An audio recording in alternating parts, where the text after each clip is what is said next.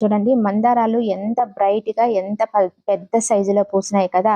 So, ఈ విధంగా మీ గార్డెన్‌లో కూడా చిన్న కంటైనర్స్‌లో ఇలా పెద్ద పెద్ద పూలు పూయాలంటే నేను చెప్పబోయే ఈ టిప్స్ ఫాలో అవ్వండి. మీరు కూడా ఇంత ఘనంగా మీ గార్డెన్‌లో మందార పూలను పూయించుకోవచ్చు. ఫస్ట్ మనము నర్సరీ నుంచి మొక్కలు తెచ్చుకునేటప్పుడు హెల్తీగా ఉన్న మొక్కను సెలెక్షన్ చేసుకోవాలి. అలాగే బ్రాంచెస్ ఎక్కువగా ఉన్న మొక్కను కూడా సెలెక్షన్ చేసుకోవాలండి.